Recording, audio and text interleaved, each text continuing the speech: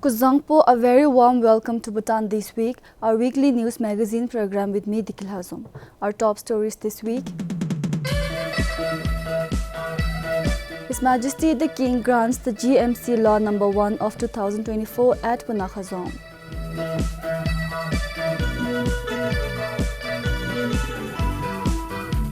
His Holiness the 𝗕𝗵𝘂𝘁 consecrates 𝗕𝗵𝗂𝘁 in 𝗕𝗵𝗂𝗪. And public debt surpasses 290 billion 𝗕𝗏 in third quarter.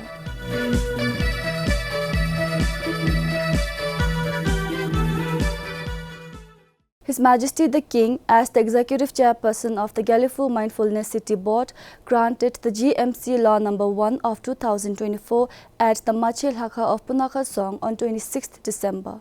It is in accordance with the tradition of seeking blessings from the nation's most sacred shrine for significant national undertakings.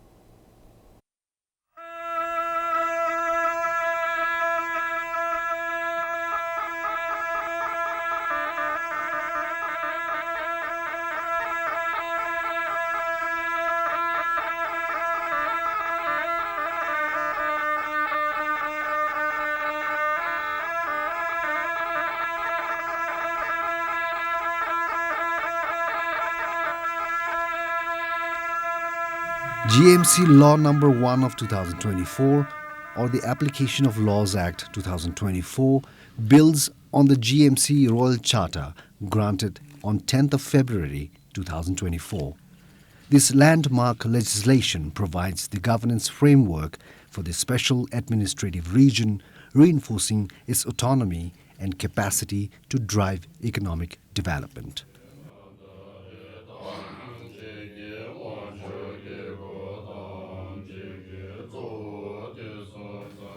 The new law integrates Singapore's common law and Abu Dhabi's global market regulations to govern company incorporation, employment, taxation, and financial services in GMC. This framework ensures efficient legal processes for businesses and individuals seeking to operate in the region.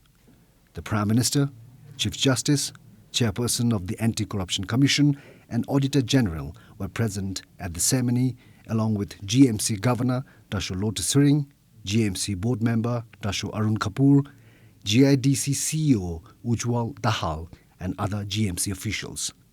𝗕𝗵𝘂𝘁𝗁, BBS News. A group of Thimphu school children marked 𝗕𝗏 by reciting Lole, traditional verses of good wishes, before the Majesties, the King and the Gyaltsen, and their Royal Highnesses 𝗕𝗵𝗵𝗂𝘁, 𝗕𝗵𝗂𝘁, and 𝗕𝗵𝗂𝗁𝗵𝗂𝘁 at Linkana Palace. 𝗕𝗏, observed as the New Year in parts of western Bhutan, signifies the return of longer days after the winter solstice according to the Bhutanese calendar. The tradition of Lole is a unique feature of this celebration, where children recite blessings for a happy and prosperous year, touching upon every component of a Bhutanese home. Traditionally, children visit homes in their villages on 𝗕𝗏, singing Lole in exchange for gifts such as rice, meat or money, which they use to prepare festive meals. Their Majesties have continued the cherished practice of welcoming children to the palace to celebrate 𝗕𝗏 with Lole.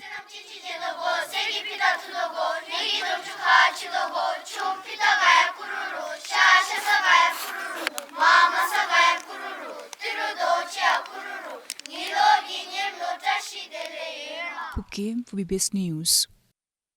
His Holiness the 𝗕𝗵𝘂𝘁 consecrated the 𝗕𝗵𝗂𝘁 at Dewathang Gyeok in 𝗕𝗵𝗂𝘁 on Wednesday. The monastery was constructed to mark the 70th birthday of His Majesty the 4th Drukgyalpo 𝗕𝗵𝗂𝘁.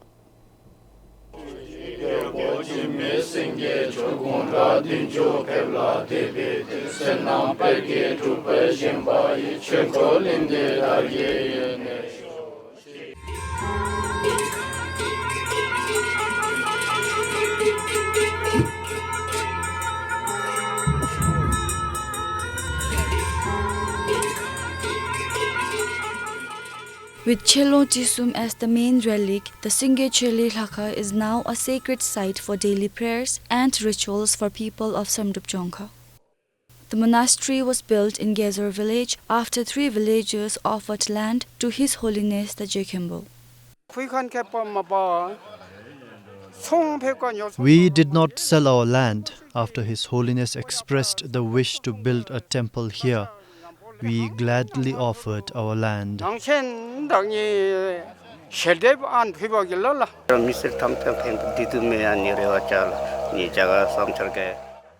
It will benefit 𝗕𝗵𝗂𝗁𝗕. Now, students wishing to become a monk no longer need to travel far. They can study right here.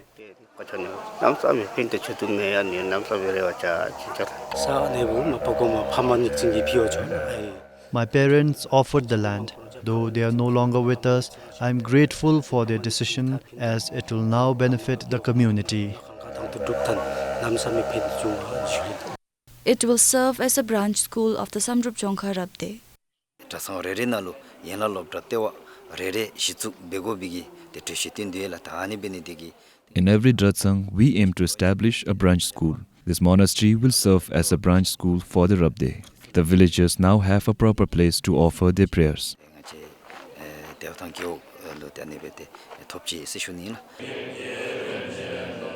During the consecration ceremony, His Holiness awarded a token of appreciation to 𝗕𝗵𝗂𝗁, a businessman who invested more than 47 million 𝗕𝗏 in constructing the temple.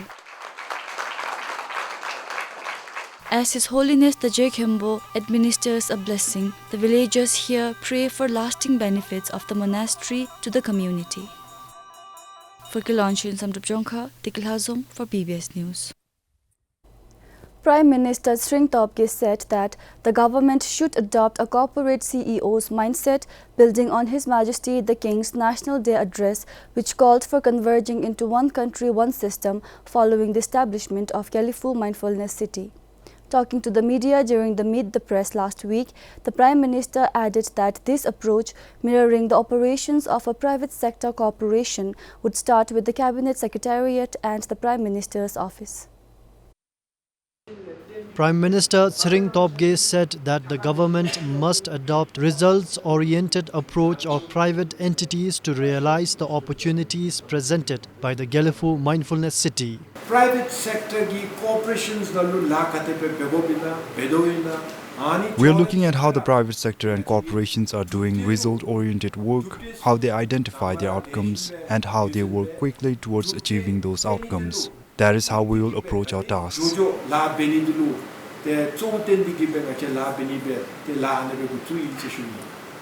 He added that the Department of Tourism should operate like a private corporation as soon as possible to fully reap the benefits of tourism. If we can perform like the private sector, like a CEO, it will benefit the country and the economy. Most importantly, we can create employment opportunities. I will manage the tourism department as if it were a private entity.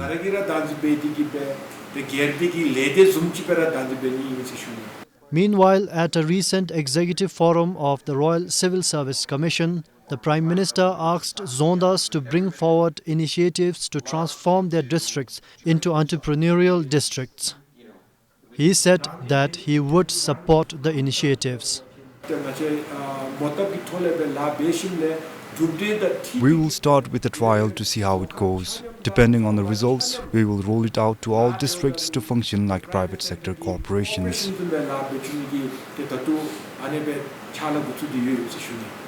The Prime Minister added that the Government Technology Agency would also be made to function like a private entity, given the growing importance of information technology. He said that the private sector would grow when an efficient public service delivery mechanism is established. His Majesty the King introduced the Diamond strategy to achieve a one country, one system convergence from the current one country, two systems with the establishment of the 𝗕𝗵𝗂 Mindfulness City as a special administrative region. 𝗕𝗵𝗂𝗫𝗫, BBS News. Tens of thousands of Bhutanese living abroad have already invested in the 𝗕𝗵𝗂 International Airport fixed-term deposit. In an exclusive interview with BBS, Oro Bank CEO 𝗕𝗵𝗂𝘁𝘁 said that the nation-building campaign has raised millions of US dollars to fund the 𝗕𝗵𝘂 International Airport. The bank extended the deadline to purchase the fixed-term deposit until the end of March, citing growing interest from Bhutanese overseas. The fixed-term deposit program offers two investment options: a one-time deposit starting at $1,000 with a 10-year tenure, or a monthly plan starting from $250 with a 2-year subscription. Oro Bank provides an annual interest rate of 4% for investors opting to receive interest in US dollars and 10% for those choosing to be paid in 𝗕𝗵𝘂𝘁. CEO 𝗕𝗵𝗂𝘁𝘁 said that the deadline was extended because the previous timeline, originally set to end today, was insufficient for opening accounts, purchasing the fixed-term deposit, and resolving related issues. Most come from Australia, but it comes from global. That said, as Oro Bank, we still restrict certain countries. It's not like all Bhutanese living abroad can all participate. Also, there's wire transfer challenges as well. Certain countries, certain banks do not allow wire transfers. So we're trying to iron all of these technical issues. Bhutanese in Canada and certain countries in the Middle East and Africa are currently unable to invest in the 𝗕𝗵𝘂 International Airport. Right now, due to regulatory constraints, Bhutanese living in Canada cannot open an account.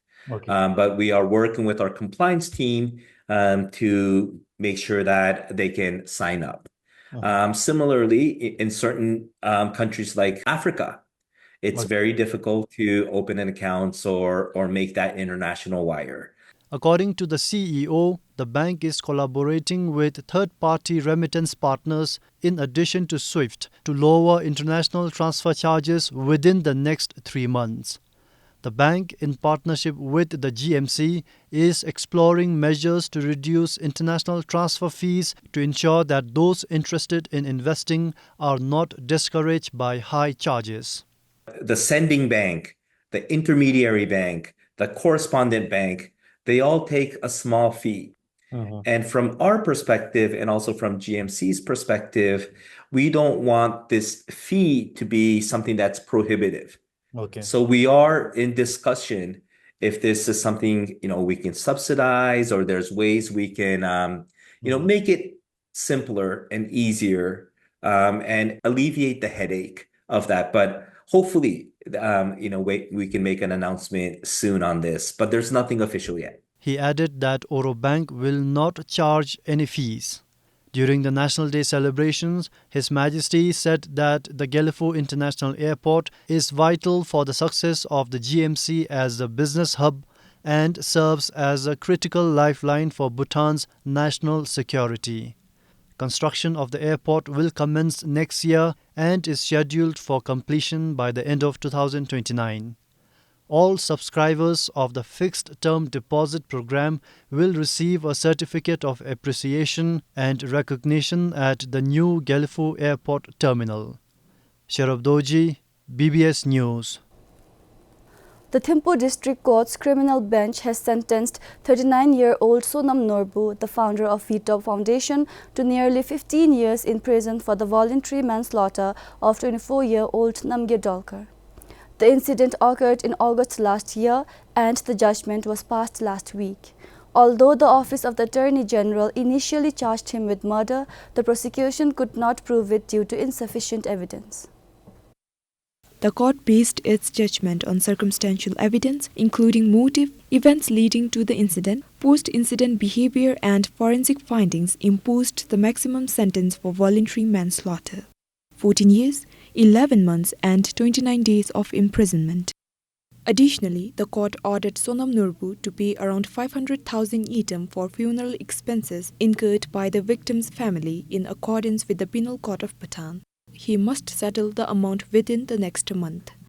In August last year, the body of the deceased was found 500 meters downstream of 𝗕𝗵𝘂 Bridge in Thimphu, a day after she was reported missing.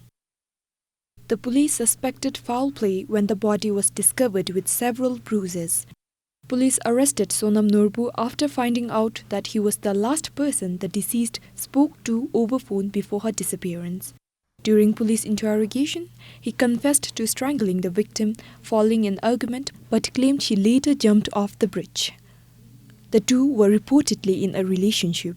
According to the judgment, evidence of an illicit relationship between the duo showed that the deceased often threatened to expose their affair to the convict's family and colleagues. On the day of the incident, a heated argument ensued after the convict picked up the victim, leading to a violent altercation in which the convict strangled and smothered the victim under sudden passion and provocation. The convict did not report the victim's alleged suicide nor sought help, which weakened his innocence claim. Instead, he disposed of the body in a river during heavy rainfall, which suggested an attempt to conceal the crime. He misled investigators about the victim's whereabouts, falsely stating that the victim might have traveled to Nepal. Despite inconclusive forensic evidence regarding the cause of death, circumstantial factors pointed towards homicide rather than suicide. 𝗕𝗵𝗂𝘁𝘶, PBS News. The country's balance of payments for the first quarter of 2024-2025 financial year has been revised down by 4% to 12.5 billion 𝗕𝗏, primarily due to a growing trade deficit driven by rising imports. The balance of payments measures the net flow of money into and out of the country over a given period. Despite this revision, the Finance Ministry's latest macroeconomic situation report indicates that the overall balance for the financial year is expected to improve compared to last year's deficit of nearly 250 million 𝗕𝗏. Projections for the medium term are positive due to expected increase in foreign grants and loans. The country's gross international reserves are projected to reach almost $800 million by the end of the current financial year, enough to cover 20 months of essential imports during critical periods. According to the Finance Ministry, the reserves are expected to improve further in the medium term. However, the increase is largely attributed to reliance on loans and grants rather than improvements in economic efficiency or productivity. Reliance on loans and grants is one of the key structural issues hampering Bhutan's economy. Meanwhile, the current account deficit, which reflects the gap between money spent on imports and earned from exports and services, is projected to rise by 7% in the first quarter of the current financial year, reaching almost 60 billion 𝗕𝗏. This is driven by a 10% increase in the trade deficit, largely due to higher goods import, with 96% of the deficit linked to trade with India. However, improvements in exports, services and grants under the 13th five-year plan are expected to reduce the deficit in the next financial year. On the other hand, the capital account, which tracks the money coming in for long-term projects, is expected to increase to over 18 billion 𝗕𝗏 this financial year, a rise of nearly 130% from the previous financial year. This significant increase is primarily due to higher grants from India. For 𝗕𝗵𝗂𝘁𝘶, 𝗕𝗵𝗂𝘁𝗏, PBS News. The country's public debt rose by over 5 billion 𝗕𝗏 in the third quarter of 2024 compared to the second quarter. The Finance Ministry's quarterly public debt situation report reveals that as of September, the total public debt surpassed 290 billion 𝗕𝗏. Of this amount, external debt accounts for a significant 92%. Total public debt refers to the total amount the government owes to its creditors, which may include individuals, businesses, and foreign entities. This debt includes various forms of borrowings such as loans and bonds taken by the government to fund its operation and development projects. Both internal and external debt saw a slight increase between July and September, contributing to the overall rise in the country's total debt. Out of the nearly 270 billion 𝗕𝗏 in external debt, over 170 billion is denominated in rupees owed to the government of India. The remaining external debt, amounting to slightly more than $1 billion, is denominated in convertible currencies. The Asian Development Bank and the World Bank's International Development Association are the country's largest convertible currency creditors. The report indicates that over 10.5 billion 𝗕𝗏 has been allocated in the current financial year for external debt repayment. Domestic debt rose from over 21 billion 𝗕𝗏 in June to more than 23.5 billion in the third quarter. Of this, over 21 billion 𝗕𝗏 consists of government bonds with maturities ranging from 3 to 12 years, while the remaining 2.5 billion are treasury bills. The report states that, despite the high levels of total public debt, the overall debt risk remains manageable because a significant portion of the external debt funds hydropower projects. Meanwhile, the debt to GDP ratio decreased from over 106% in June to a little over 95% in September. The decrease indicates that the government is managing its debts better while the country's economy is doing well. With camera person 𝗕𝗵𝗂𝘁 for BBS News. The country's orange exporters are seeking to diversify their markets beyond Bangladesh and India, seeking better prices for their produce. The Industry, Commerce and Employment Minister said Thailand could be a potential market, and the government is working to expand the market for local oranges. Orange exporters in the country have expressed dissatisfaction with the pricing they are receiving. However, the Foreign Affairs and External Trade Minister said that the government had not received any complaints regarding the issue. We know that challenges will arise when a country exports to only a few markets. However, this year till 25th of December, export figures are promising. Over 520 trucks of oranges have been exported, with 𝗪𝗏 as the largest exporter, contributing more than 300 trucks. The Minister of Industry, Commerce and Employment said that Thailand could be a potential market for oranges. One potential country can be Thailand. In September, we conducted a pest risk analysis for apples, and as soon as we receive the report, we will include oranges and potatoes.